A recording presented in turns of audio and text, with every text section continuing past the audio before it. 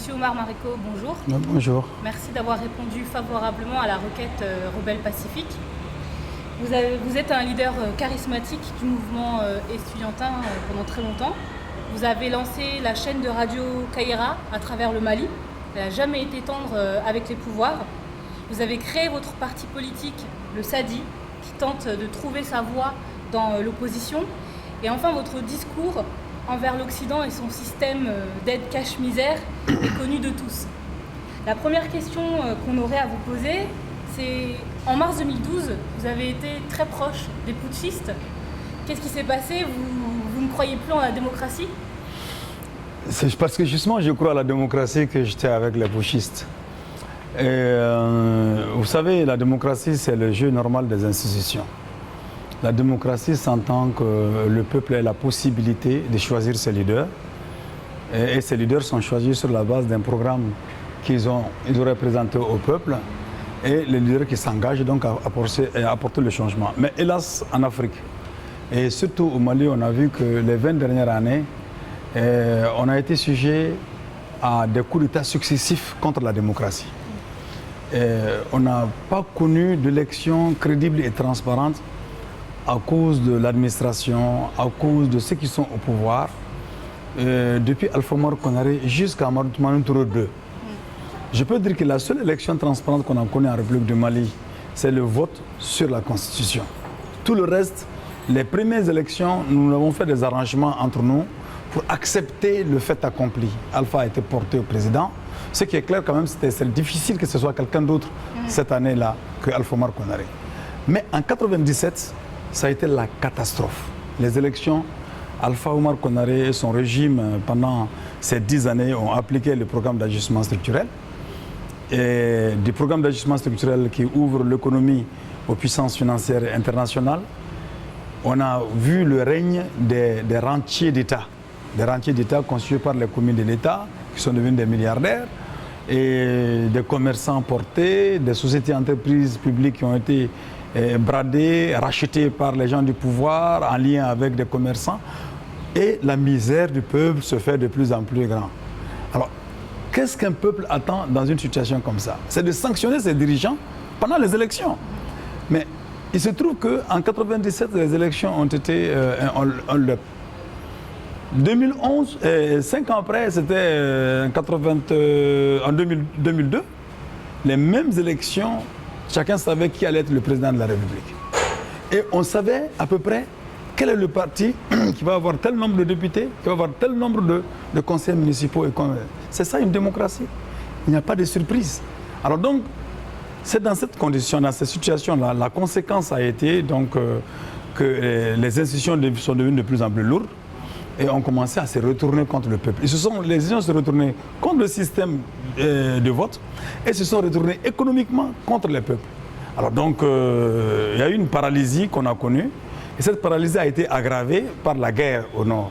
La guerre au nord et la guerre en Libye qui a eu des répercussions graves sur la situation interne. Maintenant, au nord du Mali, avec cette guerre-là, à cause de la mauvaise gestion des 20 années, des 20 années passées, on s'est rendu compte qu'on n'avait pas d'armée en réalité. La corruption avait gangréné l'armée. Et si vous avez suivi un peu cette assemblée générale que je viens de faire, vous allez vous rendre compte, si vous aviez écouté un peu ce que les gens ressentent. Donc, des gens sont recrutés, des handicapés physiques qu'on recrute à l'armée, des promotions qui se font par grade, des gens qui sont morts qui montent de grade, et des gens qui sont morts dont le salaire sont récupérés par le trésor public, récupérés par des agents de l'État, une armée pour laquelle on vote chaque année un budget de formation, une formation qui ne se fait pas, le matériel de guerre qui n'est pas entretenu. C'est dans cette situation catastrophique qu'on s'est trouvé. Alors donc, dans une situation comme ça, l'institution qui pouvait arrêter le gouvernement, c'était l'Assemblée nationale. L'Assemblée a démissionné, elle était complètement parasitée. Le gouvernement est parasité. La rébellion avance.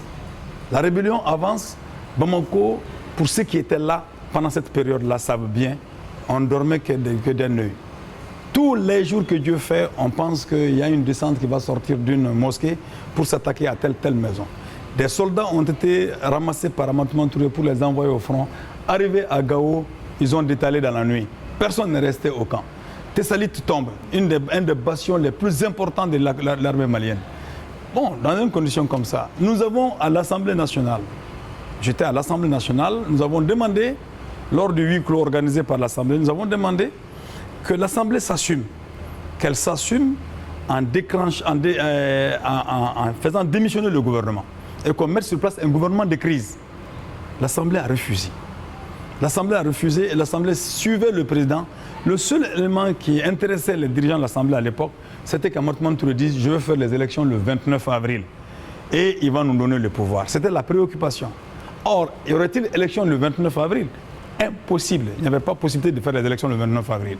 Parce que simplement le fichier qui était sur commande et dont le marché s'est passé de façon très nébuleuse devrait être remis au Mali en juillet. Or, les élections devaient se faire le 29 avril. Alors, le fichier impossible, une partie du pays est occupée. Ahmad Touré veut faire des élections, coupler les élections présidentielles avec le référendum, ce qui est anticonstitutionnel parce qu'un pays en guerre n'organise pas un référendum, c'est dans la constitution du Mali. Et les politiciens sont là, assis, les soldats sont en train de mourir, sont en train de fuir le front. Et Bamako est calme en apparence, mais la nuit, personne ne dort. C'est dans ces conditions-là que l'armée, étant fatiguée d'aller au combat sans armes, de se faire tuer, de se faire humilier, s'est retournée contre le commandement. Et c'était attendu. C'était attendu. Moi, je suis différent de ces politiciens parce que je ne sais pas cacher ce qui est la réalité. Le président de l'Assemblée nationale à l'époque, Diongouna Traoré, il a dit sur les antennes, il a dit à l'Assemblée nationale, à l'invitation des autres forces politiques, il a dit la situation est grave, le pur peut arriver, on n'est pas à l'abri d'un coup d'État, un coup d'État est possible. Il a dit, il a réuni encore les forces politiques au CICB. Il a dit, le coup d'État aussi est possible, 2 fois, après deux rencontres. Mais, donc les journaux ont repris. Et ensuite, au même moment, d'autres politiciens démarchaient des militaires. Ils ne savent pas dire la vérité, c'est que le coup d'État qui a eu lieu était un coup d'État qui a échappé et au contrôle de la France et au contrôle des forces politiques qui voulaient faire vraiment un coup d'État et une révolution dans un verre d'eau. Donc, ils vous s'attendaient à ça, ces jeunes-là, fatigués de la guerre, de tout ce qui s'est suivi. Ils ont déclenché un processus. Ce n'était pas vraiment un coup d'État, si c'était préparé, si c'était au-dessus de tous. C'était quelque chose qui était planifié. Non, c'est-à-dire que chacun s'attendait à quelque chose, y compris à un coup d'État. Moi, j'aurais aimé une insurrection.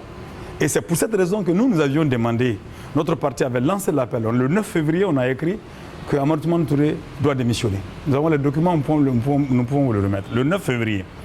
Et le 11 février, on a fait une conférence pour porter ça à la connaissance du public et demander un rassemblement le 24 mars pour demander, exiger la démission d'Ahmad Touré. On a fait les affiches, tout était on était en préparation de tout et nous voulions commencer la marche à la place Sakali jusqu'à la démission de ATT. Et avant nous, il y avait un parti qui s'appelle l'UNPR qui tous les vendredis marchait de la Bourse du Travail au palais, et disons à la Maison du Peuple. Tous les vendredis, ils marchaient et tous les vendredis, les rangs grossissaient pour demander le départ du régime d'Ahmad Touré. Alors donc, chacun s'attendait à ce que le régime ramasse ses affaires. Le régime n'a pas eu l'initiative. Les partis qui étaient avec lui n'ont pas pris l'initiative. Et le coup d'État nous a trouvés dans une situation comme ça. Fallait-il le décrier? Je dis non. Parce que pour moi, il n'y avait pas de démocratie, les institutions ne marchaient pas, le pays était dans un danger grave. Parce que s'il n'y avait pas eu le coup d'État, contrairement à tout ce qu'on raconte, une guerre civile n'était pas à exclure à Bamako. Par des religieux qui commençaient déjà à faire monter la fièvre, les uns contre les autres. Il y avait des caches d'armes importantes à Bamako qui ont été débusquées après. Alors donc une guerre civile était possible. Deuxième chose qui était possible, c'est qu'on allait se retrouver avec des chefs de guerre. Des chefs de guerre, entre une partie des militaires restés à Bamako qui refusent finalement d'aller au front parce qu'ils savent ce qui se passe, une partie des militaires basés à Sévaré qui commençaient à contester ce qui se passe, et l'armée qui se regardait en chien de faïence à Gao, entre noirs d'un côté, arabes d'un côté, tamashek d'un côté, et le reste de la population dans notre armée. 3 commandements dans l'armée à l'époque. Et tous les 3 commandements relevaient du président Matouma Touré. Donc on a fourré la catastrophe. Et c'est pourquoi ce coup d'État-là, en fait, il y a eu un effondrement de l'État, comme l'a si bien dit le président du PIT, Ahmad Dassogo. Au Mali, il n'y a pas eu de coup d'État, il y a eu un effondrement. Alors, faut-il soutenir une action qui est porteuse, qui est porteuse de rétablissement de la démocratie perdue, ou faut-il se mettre de façon métaphysique à cracher sur un événement comme si les événements dépendaient de la volonté des individus? Non. La révolution échappe à la conscience individuelle. C'est un mouvement. Et ce mouvement, qu'on le veuille ou non, si on la prépare, c'est bien. Si on ne la prépare pas, il va se faire tant que les conditions objectives et subjectives sont réunies. Mon seul regret, mon parti n'était pas là pour plutôt porter ce combat-là et lui donner une connotation plus révolutionnaire que le simple coup d'État. Et pourquoi justement votre parti? Comment est-ce que vous justifiez l'absence de votre parti? Mais c'est une question d'organisation, d'une part, c'est une question d'organisation. Et puis le contexte a été plus rapide que notre prévision, parce que comme je vous l'ai dit, nous avions prévu de sortir le 24 mars et le coup d'État a eu lieu le 22 mars. D'accord.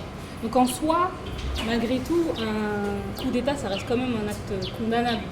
Pour la partie de l'opinion publique qui n'arrive toujours pas à le comprendre, quel aspect positif, en tout cas vous ressortez de ce coup d'État? Le fait d'avoir échappé à une guerre civile à Bamako, le fait d'avoir pu peut-être rétablir cet ordre dans une armée qui était divisée en plusieurs, mais pour le Malien, on va dire, de lambda de tous les jours, qu'est-ce que ça a pu lui apporter? Bien, d'abord je vais vous dire une chose. Il y a une certaine opinion qui a condamné le coup d'État, une certaine opinion. Et je peux vous dire, aucun parti politique de la place, aucun leader politique n'a spontanément condamné le coup d'État. Tout ce qui vous raconte des histoires. Et on a les premières déclarations, les premières invitations, les premiers coups de fil des uns et des autres après le coup d'État. Alors, qu'ils n'aient pas pu, récupérer ce coup d'État, c'est une autre chose. Mais une chose est claire, c'est que chacun a tenté, même ceux qui ont condamné officiellement, chacun était à Kati. Ils étaient plus à Kati que nous. Et ils ont eu plus de postes de responsabilité avec Kati que nous. Nous, on n'en a même pas eu. Ils ont eu de l'argent à Kati. Moi, je n'en ai pas eu. Alors donc, c'est très facile pour beaucoup d'aujourd'hui de parler comme ça. Je crois qu'ils ont regardé le regard de la France. Quand ils ont vu que la France a condamné le coup d'État, ils ont commencé tous à condamner le coup d'État. Moi, je les mets tous au défi. Tous ceux qui compris, tous ces chefs-là. J'étais avec certains jusqu'au moment du coup d'État, jusqu'après le coup d'État au téléphone. Ils ne peuvent pas nous regarder en face et le dire. D'une part. D'autre part, les populations n'ont pas condamné le coup d'État. Et 2 signes importants. Le premier signe, ça c'était pendant le coup d'État, l'Assemblée nationale a fait une déclaration. Passer à la télé pour demander aux gens de manifester contre le coup d'État. Il y a le front dit de restauration de la démocratie, en fait le front de destruction de la République, comme je les appelle toujours, le FDR, qui marchaient tous les jours et ils ont même usé de la violence. Ils sont venus casser la radio Kaira ici. Ils ont brûlé la radio Kaira à Koutchala. Ils ont brûlé, ils ont essayé de s'attaquer à mon domicile. Il y a un de leurs chefs qui a dit, on va s'attaquer à ton domicile. Je dis, si vous êtes des hommes, venez. Alors donc, ils ont tout fait. Le peuple n'est pas sorti à l'appel de l'Assemblée nationale. Personne n'est sorti. Au contraire, au moment où l'Assemblée demandait aux gens de sortir pour aller condamner le coup d'État, les gens sont sortis pour aller s'attaquer, soutenir Kati. C'est ce qui s'est passé. Rendons à l'histoire ce qui est. Maintenant, le deuxième signe majeur, c'est que Ibeka, il a pu être président grâce au coup d'État. Il faut qu'il le reconnaisse. Les militaires se sont mis avec lui. C'est pourquoi il a passé. Si les militaires s'étaient mis avec moi, étaient restés fidèles, en disant, Mariko ayant posé ce acte, allons-y avec lui, je serai le président de la République, sans conteste. Et pourquoi ils n'ont pas été fidèles? Ils n'ont pas été fidèles parce qu'ils n'ont pas été très courageux. Ils n'ont pas été très courageux et puis ils ont été très entrepris. Ils n'ont pas été courageux parce que la communauté internationale s'est braquée contre Oumar Mariko. Et donc, Ibeka a été un compromis. Soumaïla Cissé et ses autres s'étant opposés ouvertement et clairement à l'armée, croyant que la communauté internationale va les porter au pouvoir, alors la communauté internationale s'est rendue compte, la France disons, quand je dis la communauté internationale c'est la France quoi, c'est très clair. La France ayant compris que les gens du FDR étaient des gens qui se sont opposés à l'armée et que leur opposition à l'armée ne pouvait pas changer la situation. Et il y a eu un compromis. Et le compromis, c'était Ibeka qui était avec le FDR, qui est sorti du FDR et qui a dit il soutient, il n'est pas d'accord avec le coup d'État dans le principe, mais il soutient le coup d'État dans les faits. Alors, entre les faits et les principes, jugeons sur pièce. Alors donc, il est parti avec les militaires. Alors donc, les militaires ont dit, si on va avec Oumar Mariko, la France va couper la bourse au Mali. C'est là, à mon avis, ça montre l'immaturité. Ça montre l'immaturité parce que le problème où on pose un acte pour son pays et son peuple, on assume cet acte-là en toute conscience, par la mobilisation de son peuple, par le travail d'organisation avec son peuple, ou finalement, où on capitule. Donc ils ont capitulé. Ils ont compris ils se sont dit qu'avec Ibeka, ça va mieux se passer, parce que lui, il a été Premier ministre, il a été président de l'Assemblée nationale, et puis ils ont basculé. Ils ont basculé du côté de Ibeka, et en basculant du côté de leurs sympathisants les ont suivis. Et nous, au deuxième tour. Donc la réalité, c'est que je vais vous dire une chose. Je fais des meetings après le coup d'État. Avant le coup d'État, je suis un des hommes politiques qui sillonne le plus la République du Mali. Je vois que la seule personne qui me battait, c'était ATT. Parce que lui, puisqu'il n'avait plus le moyen que moi, il est parti partout. Il partait partout. Moi aussi, je rentrais à l'intérieur du pays partout. Plus que tous les autres hommes politiques. Et je le continue. Partout où je passe, les gens me disent, faites quelque chose pour que ceux qui ont fait le coup d'État, qui nous ont délivrés, qui nous ont ouvert les yeux, sortent des prisons. Vous savez? Donc je vous dis que l'opinion publique, c'est un devoir. J'ai des cassettes ici, des meetings ici. Que quand je donne la parole aux gens, ils prennent la parole. Mais Mariko, vraiment, c'est que le coup d'État a servi à quelque chose. Je réponds à cette question. Le coup d'État nous a permis d'ouvrir les yeux, de comprendre la situation, de comprendre que nous sommes condamnés nous-mêmes. Ça, les gens le disent partout. Si le coup d'État a servi à quelque chose, pour moi, il a permis d'arrêter cette catastrophe annoncée, d'une part. Il a donné l'opportunité à la classe politique de pouvoir corriger, rectifier le tir et de mettre le pays sur les rails démocratiques de la façon la plus saine. Est-ce que nous avons réussi à le faire? J'ai encore des doutes. J'ai des doutes. Est-ce que le coup d'État, même dans sa gestion, a comblé les espoirs? Je dis absolument pas. Absolument pas. Mais qu'est-ce que vous voulez? La quête de la démocratie et de la liberté est une conquête. Par rapport à ce que vous dites, notamment dans un premier temps, le fait qu'il n'y a pas eu de manifestation massive du peuple pour dire non au coup d'État, et par rapport à ce soutien justement de Sanogo et à vouloir le faire sortir de prison, on a l'impression qu'il y a quand même deux écoles de pensée. Si on regarde ne serait-ce que par rapport à la diaspora, nous qui habitons en France, ou même des personnes qu'on connaît qui habitent dans d'autres pays en Occident, se sont vraiment soulevés massivement contre ce coup d'État en mars 2012. Oui. Aujourd'hui, si vous interrogez des personnes à l'extérieur, je ne sais pas si on aura cette même réponse de dire on veut que Sanogo sorte de prison, c'est pas normal qu'il soit en prison. Comment est-ce que vous expliquez ce clivage-là? Et aujourd'hui, justement, qu'est-ce que vous pensez des enquêtes qui visent Sanogo et son clan? On pense autrement selon que l'on soit dans un palais, dans une chaumière. Je ne dis pas, je ne reprends pas cette formule-là dans le sens de parler de richesse, de pauvreté, mais j'essaie d'adapter cette formule à une question de contexte et de lieu. Les Maliens de la diaspora, c'est grave. Il y a beaucoup de situations qui les échappent. C'est grave. Et moi, je suis bien placé pour dire que c'est grave parce que j'étais de tous les combats des Maliens de la diaspora. Des combats pour les Algéco, quand en France, notamment en France, quand en France, c'était pas à l'époque même des questions de papier, c'était à l'époque des questions d'habitat. Pour sortir les gens, on les mettait dans les Algéco, etc. J'étais là, en 91, j'étais là, à Paris. les expulsions des Maliens, je suis à l'origine de la création de l'association malienne des expulsés. Les Maliens de la diaspora vivent dans un autre monde, qui n'est pas notre monde. Et je me suis surpris une fois, j'ai quitté le Mali, je suis allé passer un mois en Allemagne. Franchement, j'ai oublié, quand je demandais des choses ici à Bamako, et qu'on ne me répondait pas immédiatement, j'étais toujours furieux. Quand je suis revenu, je dis tiens, tu me fais l'agnément.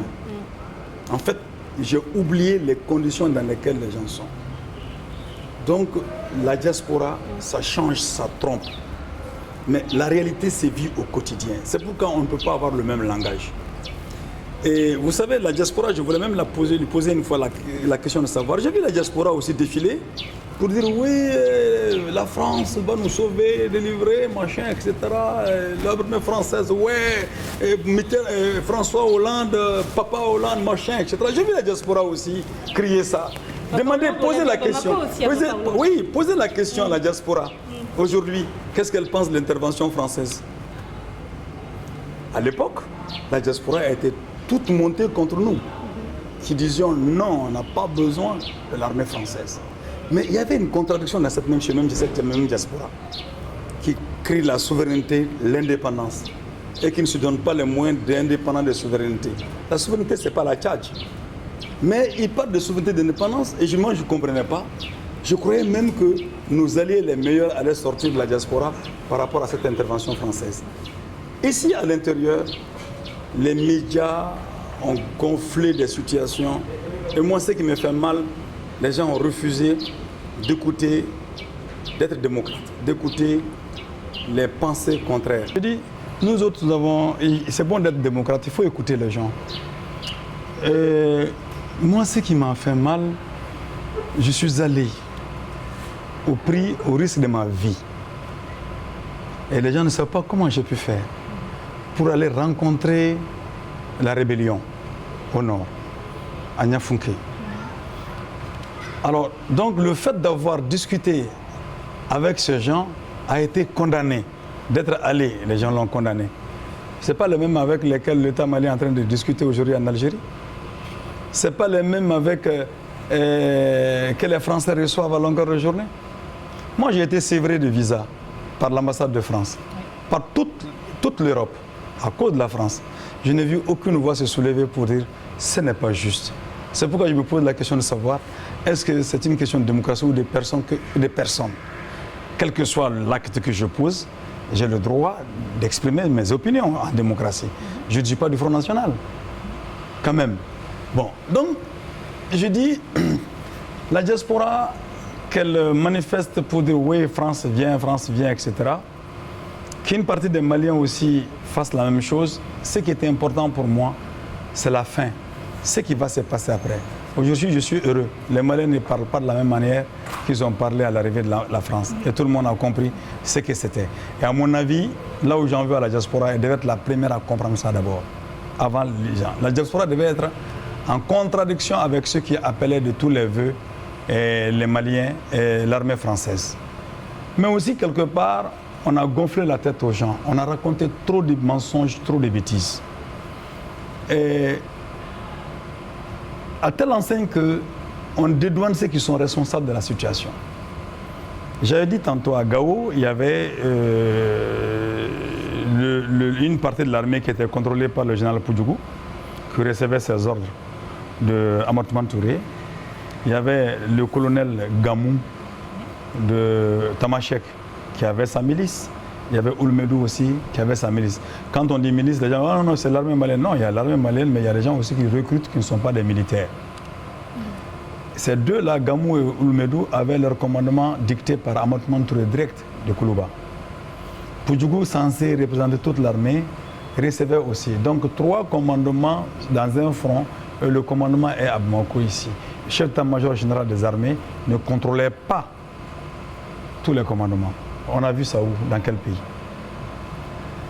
Et je vais vous dire une chose que j'ai pu avoir en écoutant. Je suis allé sur une base très simple. Je dis, ce sont des Maliens. Nous sommes entre Maliens. Il y a AQMI qui est venu s'ajouter. Ils sont venus des gens d'autres pays. Je dis, si on est entre Maliens, on est en train de s'entretuer, il faut qu'on soit capable de se parler entre Maliens. Mais avant moi, il y a les Dogons, Dina Dogon, qui a organisé un voyage, une visite. Ils sont partis jusqu'à Kidal, rencontrer tous les mouvements de la rébellion. Avant moi, le Haut Conseil islamique a organisé un voyage pour rencontrer Ansardine et tout le reste. Avant moi, les politiciens n'ont pas bougé. Je suis le seul homme politique qui a pris ma voiture, je vais aller parler avec ces gens. À leur demande. Ansardine a demandé à me rencontrer. Parce que, disent-ils, tu es un des rares politiciens qui est resté proche du peuple. Et le MNLA a demandé à me rencontrer avec les mêmes arguments. À tous les deux, j'ai dit, je n'irai pas en dehors du Mali pour vous rencontrer. Je vous rencontre sur un territoire que vous occupez, une partie du territoire du Mali que vous occupez. Ansardine m'a invité à venir à Niafunké et le MNLA m'a invité à aller en Mauritanie parce qu'ils disent qu'ils ne contrôlent rien au Mali. Je dis, si vous ne contrôlez rien au Mali, je ne discute pas avec vous. Je suis allé vous rencontrer en Ansardine. Après ces deux mouvements, le mouvement islamique et la communauté Dogon, on a fait un scandale. J'ai rencontré, je fais un rapport en bonne et due forme, ordre de mission signé par le capitaine Sanogo à l'époque. La sécurité d'État du Mali informée par mes soins. Je reviens, le premier ministre Cheikh Modibo Diarra a été informé par mes soins et je lui ai donné une clé par laquelle il pouvait ouvrir cette affaire-là. J'ai refusé de rencontrer Diongounda naturellement. Il a dépassé ses 40 jours, il a violé la Constitution, il ne peut pas être président intérimaire. C'est pas vrai. Il ne faut pas qu'on continue à valider le mensonge dans le pays. Et surtout quand il est venu, pour les 40 jours, c'était pour les élections.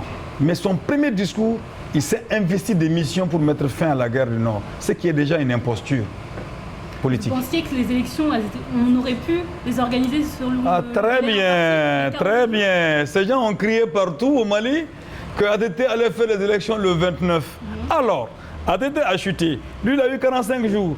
Alors que le 22 mars au 29, ça ne fait pas 45 jours. Maintenant que lui, il a eu 45 jours, les structures techniques sont sur place. Aucune archive n'a été violée, n'a été brûlée. Pourquoi il n'a pas fait les élections? Mais vous disiez tout à l'heure que le fichier n'était pas prêt. Non, oui. Ça c'est mon argument. Voilà. Ça c'est mon argument. Voilà, mon argument, je suis logique avec moi-même. À mon argument, Diongounda ne pouvait pas faire les élections. Et à son temps, je l'ai dit publiquement à une conférence de presse, je dis ce qui reste à Diongounda, dès qu'il a été investi président intérimaire, c'est que le fruit d'un compromis de retour constitutionnel. Maintenant qu'il assume jusqu'au bout, il devrait appeler les chefs politiques. D'abord, appeler les services techniques, leur poser la question, est-ce que les élections sont possibles dans les 40 jours? Ces gens allaient dire, non, les élections ne sont pas possibles. Alors, ils convoquent les partis politiques. Je l'ai dit sur les antennes de Radio Kairaï, 2 jours, 3 jours après qu'il soit rentré en fonction. Ils convoquent les partis politiques. Ils disent, bon, les élections ne sont pas possibles pour telle raison. Alors, la classe politique trouve un compromis. Mais Diongounda, dès qu'il est arrivé, déjà avec son agenda, comment il va rester au pouvoir, comment s'il doit quitter, il doit passer la main à quelqu'un d'autre. C'est cette imposture des hommes politiques maliens qui tue ce pays. Et c'est ça l'imposture de la classe politique malienne. Ils auraient pu marcher chaque fois sur la légalité et puis montrer du doigt les autres. Moi, je veux dire, les élections ne sont pas possibles, donc allons-y à une concertation. Je suis allé jusqu'à proposer une loi à l'Assemblée nationale portant dissolution de l'Assemblée nationale et la création d'un comité national, d'un conseil national de transition. J'ai proposé cette loi à l'Assemblée nationale. Les députés l'ont récupérée, ils se sont assis dessus. Alors donc maintenant, et ces gens se mettent à crier partout, oui, les élections étaient possibles, on a arrêté un président, alors qu'il était juste en train de vouloir faire les élections. Quand nous nous disons non, il ne peut pas faire les élections. Il n'était même pas allé pour faire les élections. On dit non, c'est pas vrai, c'est là, il est revu. C'est quoi ce coup d'État-là? En 15 jours seulement, le monsieur allait faire les élections. Et chacun sait que c'est pas vrai. J'ai discuté avec des hommes politiques qui m'ont dit, les élections, l'ADEMA vient de dire que les élections ne sont pas possibles. ATT va annoncer le mercredi prochain que les élections ne sont pas possibles. Entre-temps, on jette ATT dehors, on dit ouais, il allait faire les élections, c'est pas la démocratie. C'est pour éviter de critiquer. ce que nous avons posé comme acte avec Amadou Touré de manquement à la démocratie. C'était ça qu'ils ne voulaient pas. Donc ils cachent toujours la vérité. On veut que l'ensemble du peuple malien s'entende pour valider le mensonge. C'est ça qui fait le problème. Donc maintenant, je suis allé faire ce tour-là au nord. J'ai rencontré en centaine, j'ai discuté avec eux. Ils ont fait des propositions. Ils ont dit ce que je voulais justement noter. Ils ont dit, nous pouvions rentrer à Sévaré. On pouvait rentrer à Sévaré. Si ATT n'avait pas chuté, nous serions rentrés à Sévaré. Il y a un officier aujourd'hui supérieur du Mali à qui j'ai posé la question. Il a dit, Mariko, ils allaient rentrer à Bamako. Donc ces rebelles nous ont dit à Bamako, à Niafunké, il y avait un colonel de l'armée malienne qui avait fait défection pour être du côté de la rébellion, qui a dit, ça fait pendant plus de 4 ans, nous étions en train d'attirer l'attention de la hiérarchie militaire, comme quoi quelque chose va se passer au nord. Aucun de nos rapports n'a été étudié par le commandement. Et il cite, j'étais avec Daïrou, le colonel Daïrou, le commandant Daïrou à l'époque, je ne sais pas, colonel. Il dit, nous étions avec Didier. Il a cité tous ces gens-là. Il faut leur poser la question. Je leur ai posé la question, ils ont reconnu. Ils ont reconnu que le commandement ne faisait rien. Il dit, Mariko, comment est-ce qu'on peut construire une armée républicaine et démocratique en créant en son sein des milices? Est-ce que la milice est compatible avec l'armée? Je dis non. Et pourtant, c'est la milice des Gamou qui nous a fait sortir de Kidal, qui nous a ajouté à la rébellion. Donc, au lieu que les gens cherchent à comprendre exactement comment tout s'est arrivé, alors on sort, je ne sais pas quel schéma, et on se met à marteler ces schèmes-là sans vérifier ce qu'on a dit. Moi, je suis habitué à cette phrase-là de Mao Tse-tung, qui n'a pas fait d'enquête n'a pas droit à la parole. C'est pourquoi je fais des enquêtes. Alors donc, je me suis rendu compte, il a dit, bon, nous sommes arrêtés parce que ATT a chuté, parce que c'est Amadou Touré qui nous a poussé pratiquement à la rébellion, parce que c'est lui qui a poussé Gamou à nous attaquer chez nous, c'est lui qui a permis à ces bandits de rentrer avec des armes. Nous n'avons fait que récupérer ces bandits et autres-là, et nous sommes défendus contre l'armée Amadou Touré. Maintenant qu'Amadou Touré a chuté, nous sommes prêts à discuter avec Sanogo, nous sommes prêts à discuter avec tous ces militaires-là pour faire des propositions pour une nouvelle république. Voilà ce que les rebelles m'ont dit. Mais hélas, je vais vous surprendre peut-être, à ce jour, je n'ai pas pu rendre compte à Sanogo. Vous avez la primeur de cette information. Et pour quelle raison? J'en sais rien du tout. Parce que déjà, il était avec ceux-là. C'est là qu'ils l'ont conduit en prison aujourd'hui, il était avec eux. Il était avec eux. Et nous étions avec notre pays, avec nos principes, avec notre idéologie. C'est pourquoi, parfois, on est avec des gens, on n'est pas avec d'autres. Parce qu'on peut faire un bout de chemin ensemble. Notre objectif est connu. Nous ne cachons pas nos objectifs, nous ne cachons pas notre stratégie, on avance. Alors donc c'est pourquoi il dit, oh, il n'est pas contrôlable. Non, parce que des gens veulent venir se servir et partir. Alors servez-vous, partez, mais ne nous déviez pas, ne nous dévions pas de notre chemin. Vous n'avez pas à nous dévier de notre chemin. Alors donc c'est comme ça. Alors donc moi je dis, la diaspora ici, elle a intérêt à s'informer davantage. Mais malheureusement, moi j'ai pitié de la diaspora. Parce que sa source d'information le plus souvent, c'est la presse malienne. Mali Web, Mali Jet, Mali Machin, etc. Des journaux qui sont créés par des hommes politiques, véritables imposteurs et renégats. Et aussi par des hommes politiques qui ne sont rien d'autre que des gens corrompus. Ils ont créé des journaux partout. Dites-moi un journal, je dirais, qui est derrière. Vous savez que c'est pour ça que justement Rebelle Pacifique existe. Parce qu'on a envie justement d'avoir une source d'information alternative, autre que les Mali Web et consorts. Si c'est vraiment ça vos ambitions, c'est des ambitions louables. Et nous serons disponibles. Nous ne dirons pas ce que nous faisons, nous ne cacherons rien du tout. Nous vous dirons la vérité. Nous vous dirons la vérité, en tout cas nous parlerons franchement et sincèrement. Tous les journaux de la place, soit c'est des hommes politiques qui sont derrière. La sécurité d'État de ATT a créé à elle seule 5 journaux. 5 journaux. Et ces journaux aujourd'hui continuent à vivre. De l'extérieur, ils reçoivent des financements. les journaux sont créés par le parrainant. Tcheblé, son journal. Prenez, comment on appelle ça, Sambi Touré avec son journal, et qui était financé par Jamil Bitar. Jamil Bitar que moi j'attaque, ou Alou Toumata que moi j'attaque devant le Parlement. Alou Toumata que je t'attaque devant le Parlement. Le financement, ils sont à la quête de financement. Et donc, dans ces conditions-là, toute proportion gardée, quand tu n'es pas en accord avec leur pensée, leur mode de voir les choses, moi j'aimerais bien qu'on écrive simplement ce que je dis et qu'on me démontre. Mais qu'on n'aille pas dire que j'ai dit rouge alors que j'ai dit blanc.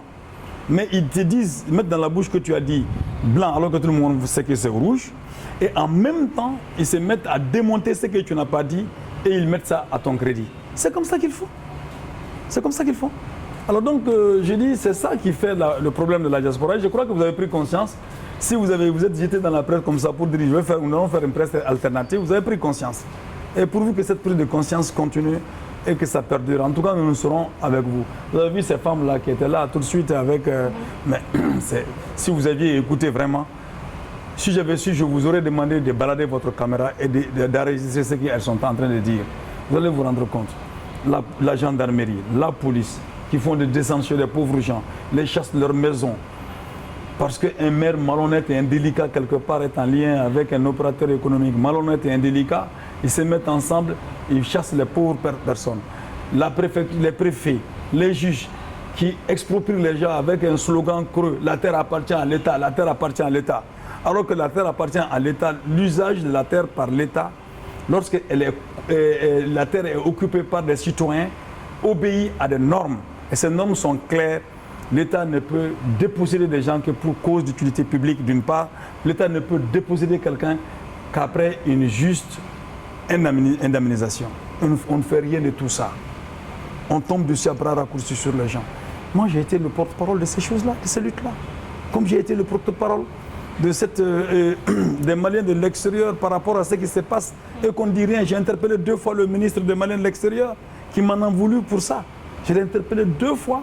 Et il a osé me dire qu'il avait un draft sur la position du Mali sur la question de l'immigration.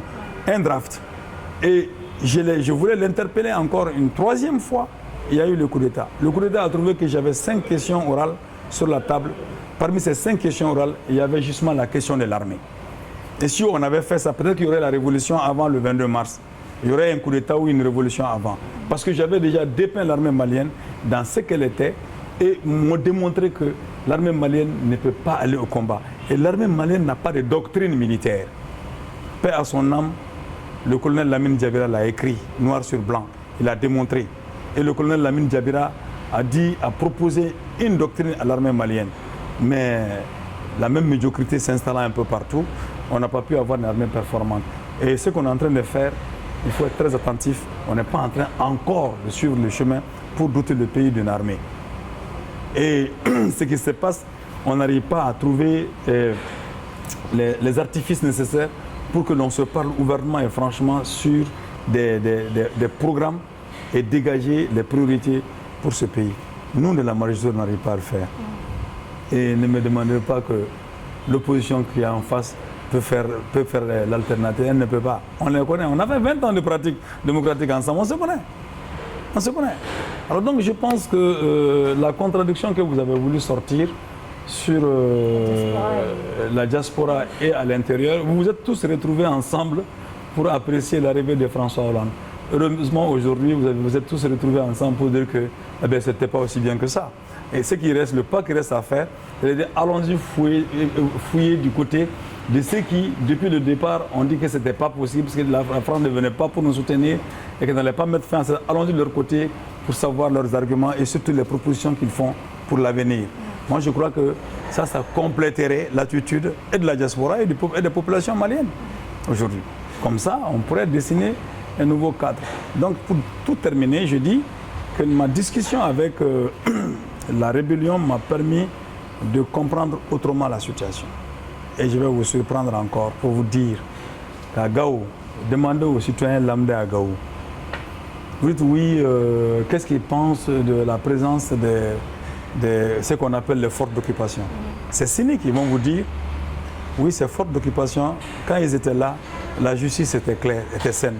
Quand ils étaient là, il n'y avait pas de népotisme.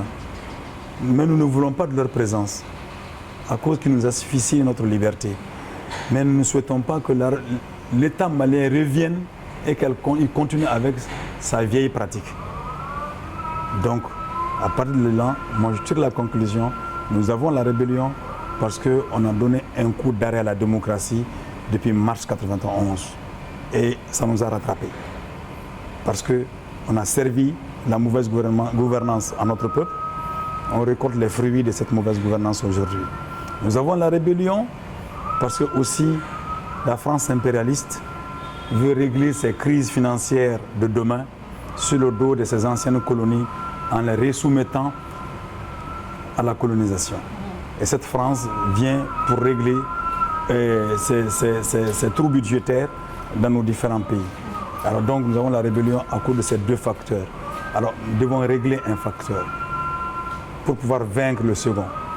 Le premier facteur qu'il faut régler, c'est justement comment rassembler les forces qui sont conscientes que la démocratie est porteuse de changements.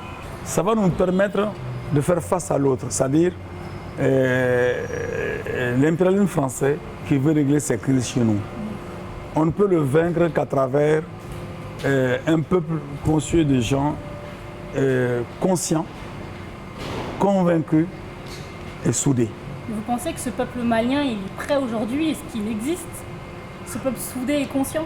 Le peuple malien, il existe et conscient, il a une conscience assez fragile de la situation actuelle et commence à reprendre conscience. Mais la conscience est fragile. Mais le peuple malien, pour l'instant, n'est pas doté de leadership capable donc de porter ses espérances. Nous nous plaçons sur ce terrain-là. Nous voulons incarner ce leadership-là. Je pense qu'on a fait un pas.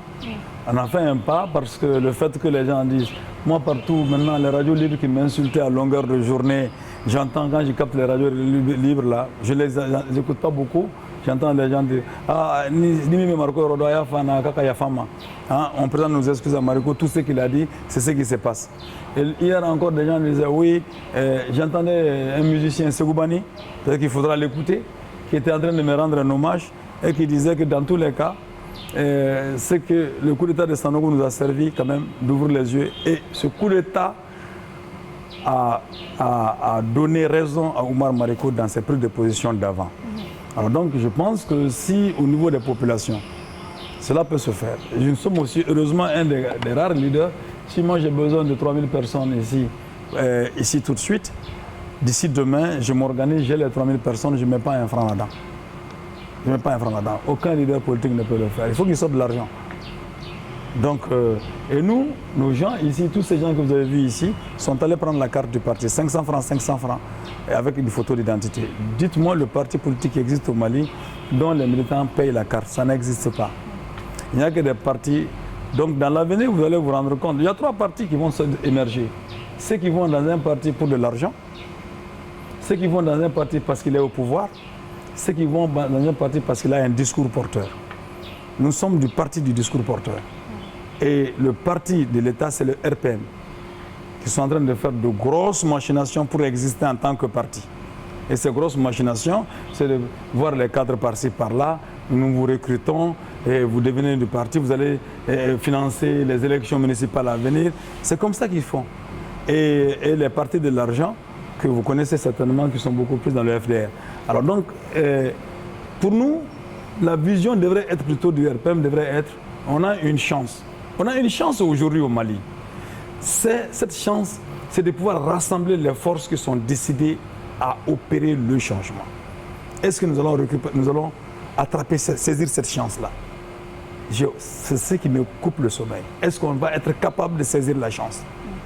Parce qu'aujourd'hui, elle ne peut se faire que sur une base, le regroupement ne peut se faire que sur une base de confiance mutuelle et de tolérance.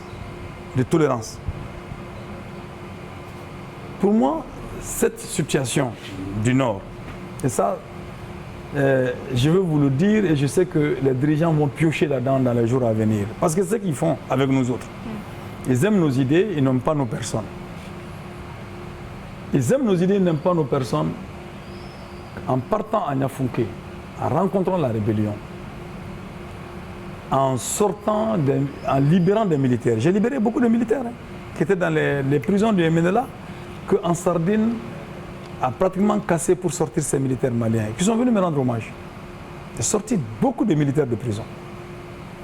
Et même le 17 mai, le 21 mai passé, j'étais au téléphone avec des gens qui avaient fait des Maliens otages, des soldats maliens otages. J'étais au téléphone avec eux pour leur meilleur traitement. Et grâce à moi, ils ont pu téléphoner tous à leur famille et ils ont été bien traités. Des gens m'ont téléphoné pour me le reconnaître. Alors, quand on pose un acte comme ça, on dit « Ah, il est en complicité avec eux ». Moi, je suis en complicité avec personne. Je suis en complicité avec mon peuple, et ma vision du Mali. Alors donc, voilà ce que je pense. Je dis, c'est très simple. Allons-y sur une base claire. Depuis le 17 mai, je l'avais dit. La base, où sont les Maliens? Qui sont Maliens? Ceux qui disent qu'ils sont Maliens, qui ne veulent pas de la division du Mali, on se met ensemble. Ceux qui disent qu'ils veulent de la division du Mali, alors on règle leur compte. Et pour régler leur compte, il faut qu'on reconstruise notre armée. Déjà, on peut régler leur compte.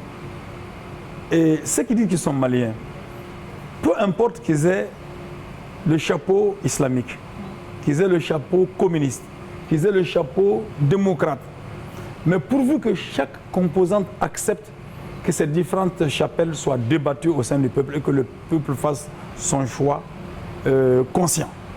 Mais vouloir imposer sa ligne idéologique par la force doit être banni. Et je pense que c'est les assises qui peuvent régler cette question. Dieu merci, aujourd'hui, il y a une avancée. Cette avancée, ça a été que tous les mouvements ont dit on renonce à l'autonomie, on renonce à l'indépendance, on est d'accord avec la forme républicaine de l'État. Donc la laïcité, ça c'est bon. Ça c'est bon et c'est très intéressant. Mais moi j'ajoute, il n'y aura pas, que nous n'accepterons pas qu'il y ait de particularisme régional. Qu'il y ait des particularismes régionaux. Parce que je me suis battu et je peux dire franchement que l'un de nos combats a abouti à savoir que tous ces mouvements se détachent pour dire on ne veut pas de l'indépendance, on ne veut pas de l'autonomie, on est d'accord avec la forme républicaine. C'était le fruit du combat que nous avons fait auprès des mouvements. Ça, je peux l'attester indépendamment de l'État malien. Maintenant, ce qu'on n'accepterait pas, et nous allons nous battre pour ça aussi, qu'il n'y ait pas de particularisme régional. C'est quoi le particularisme régional? Avec le pacte national, les gens disent qu'il faut appliquer le pacte national. J'étais un des responsables politiques au Mali à être contre le pacte national. Et je l'ai dit en son temps, pas maintenant, en son temps. Parce que le pacte national crée des particularismes. Je prends le volet simplement insertion des combattants. Qu'est-ce qu'on a fait? On a donné des quotas d'inscription aux Arabes, aux Touaregs, aux Sonraï, dans la fonction publique, dans la douane, dans la police, dans la gendarmerie. Et on leur a donné des grades. Ce n'est pas automatique seulement, hein, parce que la rumeur publique fait croire que les Mrobleni nous font Bédourouma. Ce n'est pas vrai. Hein. Les quotas ont été donnés aux régions du Nord. Gao, Tombouctou, Kidal, Sonraï, Tamashek, Peul, etc. Et il y en a qui ont même vendu leurs quotas aux yeux, au vu, au su de tout le monde. Entre-temps, l'enfant de Caille, qui est parti se battre au nord, au nord de la République, à peu près 1000 km de son village natal, qui s'est fait tuer. Le lendemain, on chasse sa femme des camps. Et sa famille devient clocharde. Je dis ça ne peut pas continuer. Ça, cela ne peut pas continuer. Mais comment vous expliquez Ensuite, que ces gens de Caille ne se soient pas révoltés, à la différence des gens du Nord qui ont eu ces aides, qui ont eu ce favoritisme entre guillemets? Comment vous expliquez encore une fois ce clivage entre des personnes issues de la région de Caille et d'autres plutôt du Nord? Oui, justement, c'est le favoritisme-là que nous voulons éviter désormais, avec lesquels on ne sera pas d'accord. Comme nous, de la région de Sikasso, certains de la région de ceci, cela, etc. On n'acceptera pas ça. On veut que chaque Malien vive dignement chez lui, dans un ensemble, un grand ensemble qui s'appelle le Mali, qui a des valeurs, des critères, des règles pour tous. Mais comment expliquer cela? Vous savez, tout est une question de... Quand vous piquez 100 francs à quelqu'un à Sikasso, en son temps, c'était différent que quand vous piquez 50 francs à quelqu'un à Kidal. Alors, donc, ça veut dire simplement que la nature, apparemment clémente dans ces régions-là, fait que les gens, et avec l'éducation qu'on a reçue, parce que les gens des Cailles, c'est la diaspora qui nourrit Caille, la région des Cailles. Et c'est une honte pour l'État. Parce que ce qu'elles doivent investir à Caille ne m'investissent même pas à Caille. C'est eux qui font les écoles, c'est eux qui font les maternités, c'est eux qui aident les parents. Mais quand tu vas, comment on appelle ça, à l'immigration, mais personne ne te paie ton billet là, c'est pas le village qui te paie le billet. Tu te débrouilles tout seul, mais après, tu retournes à la famille, tu retournes au village. Donc cette conscience, il y a une conscience d'attachement comment on appelle ça, au terroir. Bon, les autres régions, ben, c'est difficile, je ne peux pas l'expliquer, mais je dis simplement que les conditions géographiques, géostratégiques et d'éducation étant différentes, les gens n'ont pas les mêmes réactions. Mais de plus en plus, les gens disent dans la région des Cailles qu'il faut aller à la rébellion. Moi, pendant les campagnes que je faisais en 2002, des gens m'ont sollicité en 2007. Des gens m'ont dit, dans la région de Sikasso, à Kolodjeba, à la frontière ivoirienne, nous sommes à la frontière ivoirienne, des vieux m'ont fait asseoir pour dire, Mariko, nous avons appris que tu es ami à Soro Guillaume. La solution du Mali, en tout cas de notre région, passe par le système Soro Guillaume. Si tu es prêt, nous on est là, il faut qu'on déclenche une rébellion. Des gens ont demandé ça.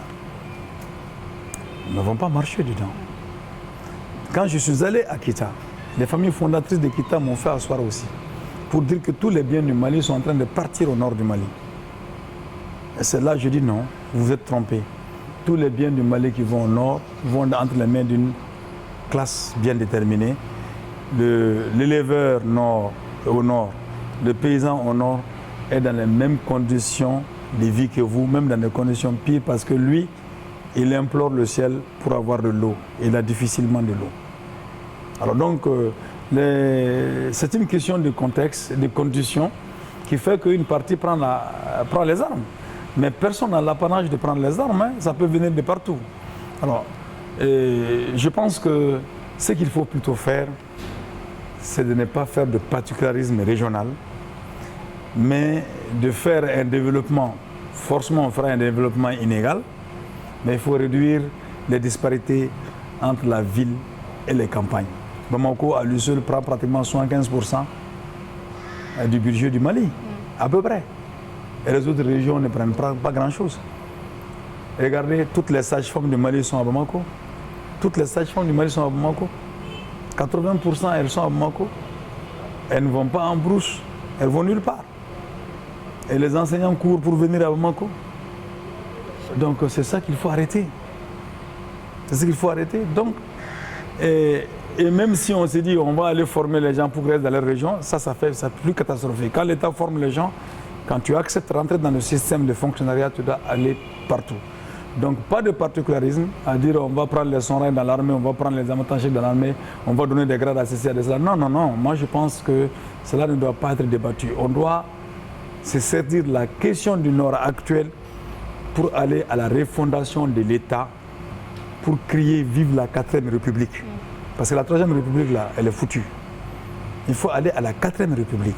Et partir à la 4e République, ça veut dire qu'il faut voir du côté de l'administration, du côté de la justice, du côté des services de l'État, faire en sorte que ces services de l'État soient beaucoup plus plutôt au service des populations que d'être des oppresseurs des populations. Parce qu'on a un État qui opprime les populations. Vous le voyez vous-même.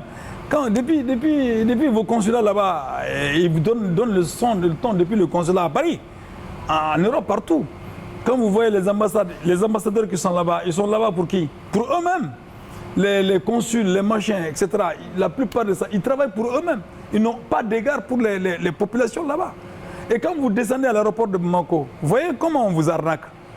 Peut-être que vous qui êtes intellectuel, on ne vous touche pas. Mais les autres qui arrivent, on les arnaque depuis déjà dans l'aéroport.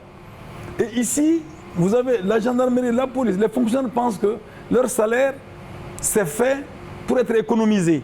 Ce qu'ils prennent sur les citoyens, c'est ça leur salaire. Alors donc, Ça, ce type d'État-là, on doit l'arrêter. Parce que c'est un État qui a des comportements coloniaux. Si vous partez dans les cercles du Mali, vous allez vous rendre compte, vous allez voir, le préfet, il est ami au médecin-chef. Le médecin-chef, il est ami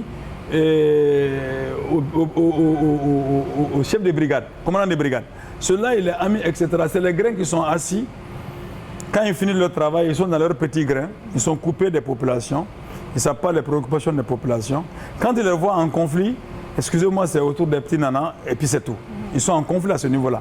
Mais avec le peuple, chacun dans son secteur arnaque les populations. Le médecin, il arnaque les malades. Les agents des eaux et forêts, ils mettent le feu et puis ils arnaquent les populations. Les gendarmes, ils font des descentes, ils arnaquent les populations. C'est la triste réalité du Mali. Hein. C'est cet état-là qui est encombrant, qui nous pose problème, qui nous empêche de nous développer. Et au niveau de la hiérarchie, du sommet de l'État, on ne dit rien. Pourquoi on ne dit rien? Parce que justement, au niveau du sommet de l'État, les chefs sont occupés à détourner. Quand le directeur national de la police, par exemple, au lieu de remettre les primes aux policiers qui assurent la circulation routière, lui, il détourne ces primes-là. Alors les policiers passent leur temps à arnaquer le taximan, à arnaquer les sotramas, et le soir, ils mettent le butin ensemble. Une partie est donnée au commissaire, et une partie est montée au niveau de la hiérarchie. Cet état-là. Et entre-temps, vous avez le président de la République ou sa femme ou ses enfants sont occupés à traiter avec de gros commerçants qu'ils fabriquent, à qui ils donnent les marchés de l'État, et ils prennent les marchés de l'État, et ils n'ont pas l'obligation de résultat sur les travaux qu'on leur confie. Et on évite, par exemple, d'acheter des meubles chez nos artisans, chez nos tisserands. On va les prendre des meubles à Dubaï, surfacturés, et 2 jours, 3 jours, ces meubles se cassent. On s'en fout. C'est cet état-là qu'il faut arrêter. S'il y a un ennemi au Mali, le peuple malien doit rentrer à rébellion contre cet état. Et c'est cet état qu'il faut casser.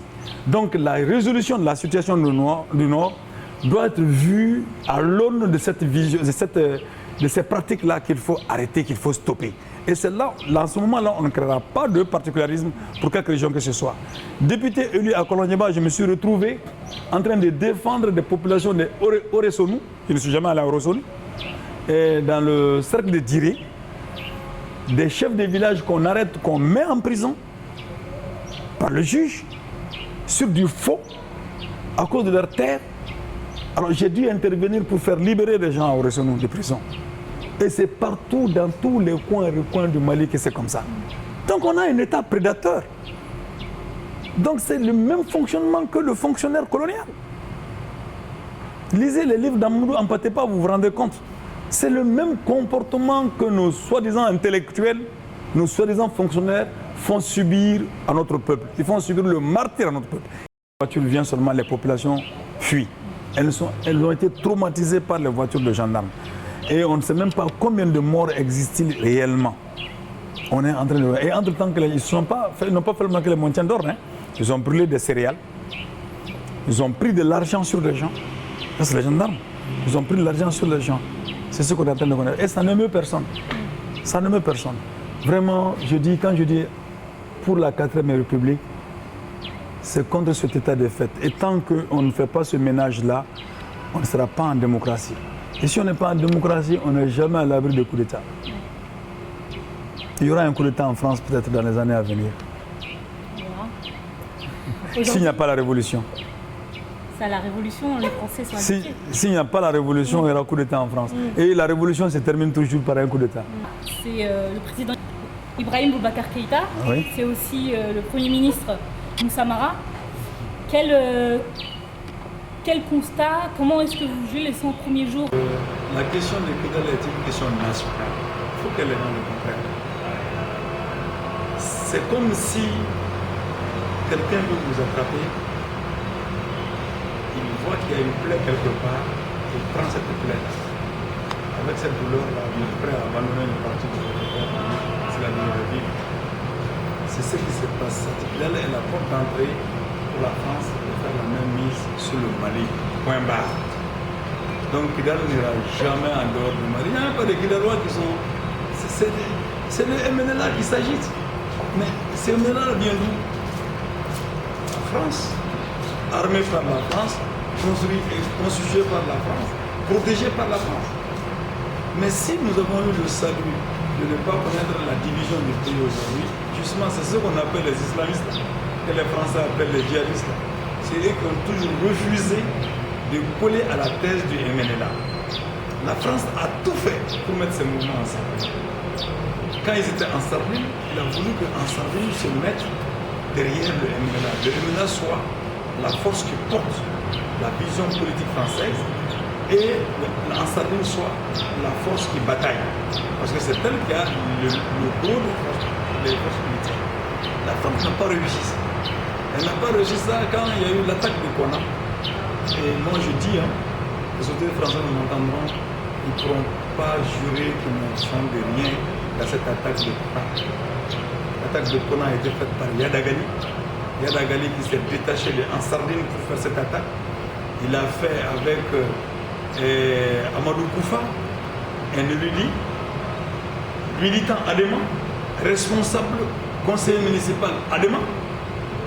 Il a fait avec eux et avec l'œil satisfait, complaisant et complice de la France pour que l'impérialisme français puisse atterrir son matériel de guerre à Mopti-Sévaré. La preuve, c'est tout ce parmi tout ce qu'on est en train de raconter là quand Yadagali a attaqué Kona et que l'armée malienne n'est pas sortie de Kona, contrairement à tout ce qu'on raconte. Elle n'est sortie que pour laisser la place au bombardement des Français. Et Maliens d'abord. C'est les Maliens d'abord qui ont commencé à bombarder avec les hélicos qu'ils avaient. Après, les Français sont venus à la rescousse. Donc, au moment où, avant que les frappes ne commencent, Yadagali avait déjà fait retourner ses troupes. Il a dit, notre mission est terminée. Il a frappé Kona. Ils ont donné l'impression d'avancer. L'armée les a cantonnés. Et l'armée française est venue seulement Yadagali avec ses hommes. Et il a détalé sur Kidal avec une vingtaine de véhicules qui se suivent à la ligne. Aucune réaction de l'armée française pour détruire ces véhicules.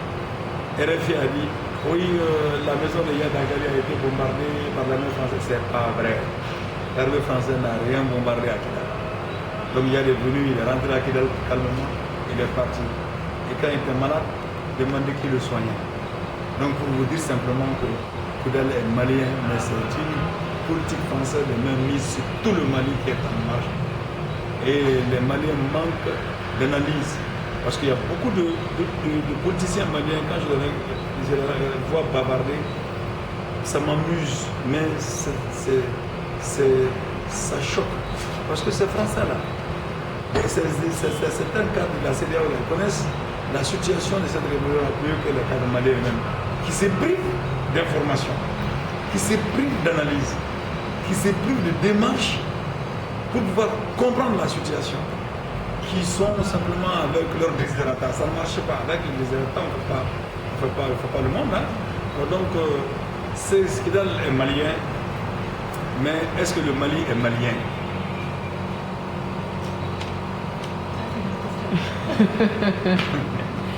Concernant Kidal, il y a eu une polémique sur la visite du Premier ministre à Kidal. Selon vous, Ibeka a-t-il eu raison d'envoyer entre guillemets le Premier ministre Inopportun. Moi, j'ai toujours dit, cette visite, je ne vois pas la pertinence. Je n'ai pas vu la pertinence de la visite. Hein. Elle ne devrait pas se faire. Elle ne devrait pas se faire. Et je le dis, elle ne devrait pas se faire, mais avant je l'ai dit. Parce que le plan que Moussa Mara a exposé devant nous les députés, ce n'était pas une visite immédiate. Et quand tu vas dans un endroit comme ça, tu réunis le minimum de sécurité. Quand tu penses, je crois que l'attitude de Marc Tambi a été plus responsable. Parce que quand moi je suis responsable, que je vais dans un endroit, je sais qu'il y a l'insécurité. C'est exceptionnellement qu'on va attenter à ma vie. Exceptionnellement. Mais j'expose la vie des autres. Donc il fallait prendre la mesure de la situation. À mon avis, c'était une opportune, je le dis et je le maintiens. Inopportune parce que les conditions de sécurité n'étaient pas réunies. Comme je l'ai dit, ça ne justifie pas l'attitude de Menela. Et d'ailleurs, quand il y a eu cette attitude de Menela, tout de suite, ma réaction à l'Assemblée, c'était de dire déclarons le MNLA mouvement terroriste et excluons-le du débat. Mais on était en train de gagner cette lutte-là lorsqu'ils ont déclenché encore une aventure le 21 mai. Ils ont tout gâché. Ils ont déclenché l'aventure le 21 mai. Ce n'est pas gâché, mais seulement eux-mêmes, ils ont honte de pouvoir parler du MNLA terroriste avec l'acte qu'ils ont posé le 21 mai. Parce que l'acte qu'ils ont posé le 21 mai, beaucoup de gens pensaient oui, on va donner une raclée au MNLA, on va donner une raclée à Kidal, on va raser Kidal. C'était ça l'objectif. On va raser Kidal et puis maintenant on a le pouvoir. Mais ça c'est un jeu d'enfant. On n'expose pas avec des probabilités incertaines comme ça la vie des gens. Non, je n'ai jamais soutenu cette visite. Qu'est-ce que vous auriez proposé de déterminant pour avoir une solution justement efficace pour la question du Nord Mali? Tout à l'heure, vous disiez que vous aviez eu des initiatives, vous étiez parti voir les différents... Ce qui est déterminant, c'est que déjà la marche qui est en cours est bonne, mais cette marche-là doit aboutir, à mon avis, à un cessez-le-feu définitif. D'une part. D'autre part, quand il y aura un cessez-le-feu définitif, il faut que les armées se mettent ensemble. Les armées se mettent ensemble. Vous dites les armées. Les armées se mettent ensemble pour une armée. C'est-à-dire qu'il faut qu'on arrive à la construction d'une armée nationale, républicaine, qui n'exclut aucun de ses fils. On s'est suffisamment cassé la gueule, excusez-moi l'expression. Les Comanchais ont prouvé qu'ils sont des braves combattants. Les Bambara ont prouvé qu'ils sont des braves combattants. Les Somains ont prouvé qu'ils sont des braves combattants.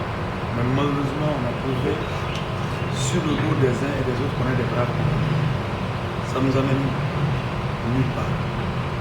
Nous devons démontrer à la communauté internationale que nous sommes des braves combattants en construisant une armée forte qui peut être le garant de notre souveraineté, de notre intégrité nationale. Donc, au bout de ces négociations, il faut qu'on sorte une armée nationale. Et au bout de ces négociations, il faut qu'on sorte la révision du comportement de l'État vis-à-vis des citoyens, la refonte de l'État national. Au bout de ces négociations, il faut qu'il y ait effectivement une démocratie, que les élections soient des élections transparentes et qu'on fasse jouer la proportionnelle. Donc une révision du code électoral, qu'on fasse jouer la proportionnelle. Et pourquoi pas un président élu par le Parlement. Donc ce qui veut dire qu'il faut revoir même la constitution de la République du Mali pour que le pays soit beaucoup plus démocratique. À mon avis, c'est ça. Donc, comme le schéma que nous ont donné, c'est assez intéressant. On commence la discussion, on continue à la République du Mali. Ben, je vous donnerai un document que le Sariya a fait depuis quelques temps.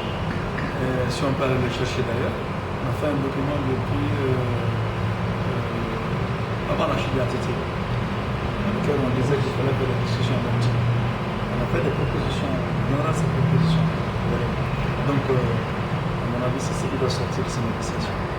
Et pour parler d'Alger, lieu actuellement, pour vous c'est une bonne chose ou est-ce que c'est juste un rendez-vous de plus? Du coup, pensez-vous que le Mali dispose d'assez de poids pour faire peser ses intérêts dans la balance, d'autant qu'on connaît votre position, ne serait-ce que pour la question de la localisation de ces pourparlers? Oui, et d'abord, moi je pense qu'il y a trop de monde, il y a trop de personnes qui sont mobilisées. Et quand je vois la liste des gens qui sont, il y a beaucoup de gens qui sont des gens qui ne peuvent pas amener la paix, qui sont des spéculateurs de la paix. Il y a beaucoup de gens là-bas.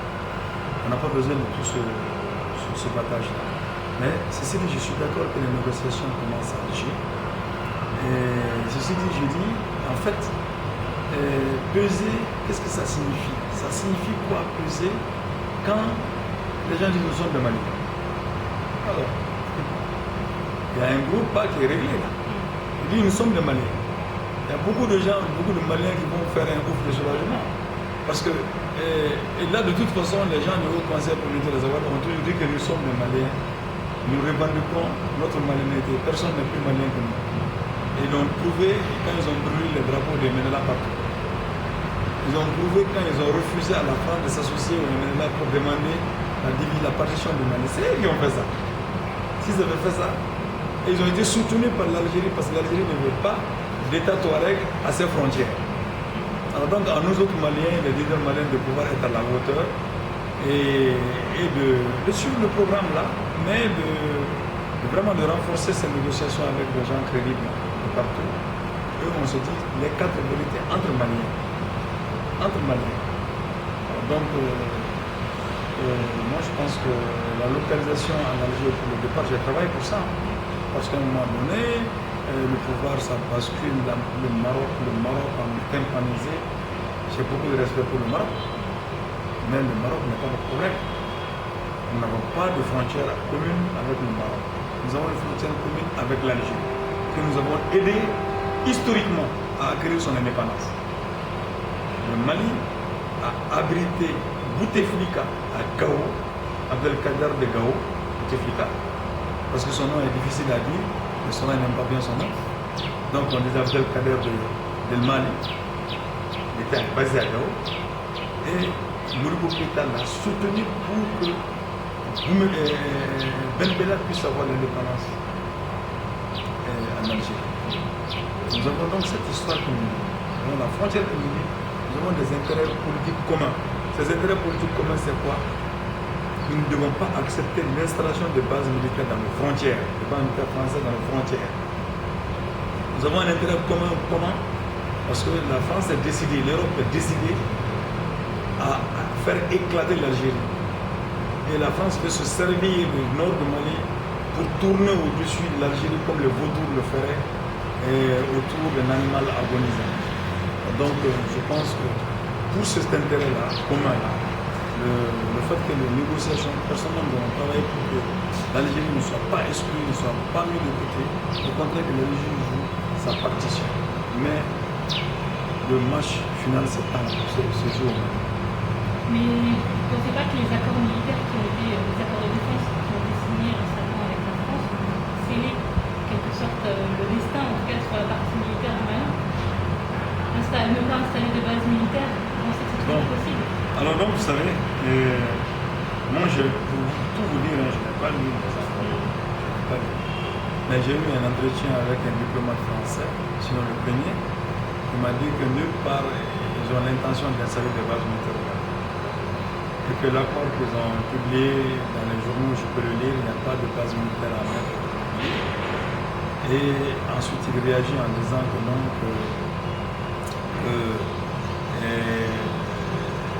la France n'a pas besoin d'installer des bases militaires, mais que quand ils ont publié l'accord, les gens ont commencé à dire oui, il y a une partie qui est cachée. Et bon, ces gens se feraient mieux d'aller se faire consulter. Bon, ce que moi je n'ai pas compris, j'ai du mal à comprendre. François Hollande a fait un discours à la place de l'indépendance. Il était la France du monde. À peine s'il n'est pas en train de nous dire nous venons payer une partie de votre dette de 14-18 et de 39-45. L'engagement de grands-parents, arrière-grands-parents dans les combats pour libérer la France. C'est à peu près ce qu'il a dit. Ce que je n'ai pas compris, c'est cet acharnement à faire signer un accord. Oui, il y a eu de l'acharnement. Donc il y a toutes les conditions se réunir pour que les gens suspectent la France d'installer des bases militaires. Mais nous avons aussi appris des informations où les Français auraient acheté des terres à Gao. Pourquoi faire? Où on parle de bases militaires à Gao, à Tessalit, à Kita, exactement le contraire du discours de Modibo Keïta qui a demandé que ces bases militaires soient évacuées, les bases militaires françaises soient évacuées de ce pays. Et il parle éventuellement d'une base militaire à Caï. Donc, si vous prenez ces quatre zones, Tessalit, Kidal, non, Tessalit, Gao, Kati, et éventuellement Caï, mais c'est là où nous avons nos ressources. Dans tous ces endroits-là, il y a du gaz, il y a du pétrole, il y a de l'eau douce. De l'eau douce au nord, du gaz à Kati, du pétrole également dans le nord, certainement, Caï de l'or, et tout ça. Comment ils vont mettre des bases militaires dans ces endroits? Mais ils disent que ce n'est pas des bases militaires à mettre. On verra, mais nous on attend l'accord à la France. Mais par principe, pour moi, il n'y a pas besoin même d'un tel accord entre le Mali et la France. Par principe, 50 ans d'indépendance, je ne vais pas signer d'accord militaire le couteau à la gorge. Jamais. Donc je pense que l'accord viendra à l'Assemblée nationale. Le principe pour nous, c'est vraiment comment régler toutes ces questions avec cela. Le pouvoir actuel a le droit de signer, le peuple malien a le droit de rejeter. On a le devoir de rejeter. On en parlait tout à l'heure, à titre personnel, vous êtes infréquentable pour l'Europe, vous êtes interdit de visa, alors que des membres du MNLA, ils font des va-et-vient comme si c'était chez eux. Qu'est-ce que ça vous fait? Quelle analyse vous disiez justement que c'était un manque de démocratie? Voilà. La France est une république bananière. Parce que là, je me pose la question, moi je n'ai pas pris les armes, ni contre un régime, ni contre un gouvernement, ni contre un pays. Je n'ai pas fait. Mais la France se targue d'être la patrie des droits de l'homme, et de la liberté d'expression, de la liberté d'opinion. Je pense que cette diabolisation que la France a faite, de toute façon elle a faite avec ses valets locaux au Mali. C'est parce que la France ne veut pas que nous expliquions les choses qui se passent ici pour écrire la langue de la population. Si nous étions partis, si moi j'avais fait un voyage en France, vous croyez que vous allez manifester en France pour dire qu'il faut que l'homme vienne? Je vous aurais donné toute l'information qui n'est pas l'information officielle, qui n'est pas l'information que les Français veulent faire passer. Au moins il y aurait un débat contradictoire. Au moins les gens allaient rallier, mais ils refusent. On n'a pas refusé quand même, ils ont refusé d'avoir Ahmed Abdraman. Après, Ahmed Abdraman et moi, les deux ensemble, après ils ont libéré Ahmed Abdraman qui est allé avec un sauf-conduit en Allemagne. Moi, je n'ai même pas eu droit au sauf-conduit en Allemagne. Ils m'ont empêché d'aller au Danemark, ils m'ont empêché d'aller en Allemagne, ils m'ont empêché d'aller en France, je n'avais même pas demandé d'aller en France. Et ils m'ont empêché d'aller également en Autriche. Donc tous les pays de Schengen m'ont refusé, ils me refusent d'y aller. Mais faut-il en vouloir seulement à la France? Mais les autorités maliennes n'ont pas bougé. Je suis doté d'une note verbale, parce que j'ai un passeport diplomatique. Et cette note verbale, elle a été faite par le ministère des Affaires étrangères pour demander à l'ambassade de France de me fournir des facilités pour avoir le visa. La France, en réaction, donne le visa aux 147 députés du Mali, sauf moi, donc 146 députés, on les a priés à venir prendre le visa. Et ils viennent, parler. Mais l'Assemblée nationale du Mali ne dit rien. Le gouvernement malien ne dit rien. Est-ce que c'est pas la France seulement qui me rend infréquentable, ou c'est le Mali même qui ne respecte pas ces institutions? C'est pourquoi j'ai posé la question, est-ce que le Mali est malien?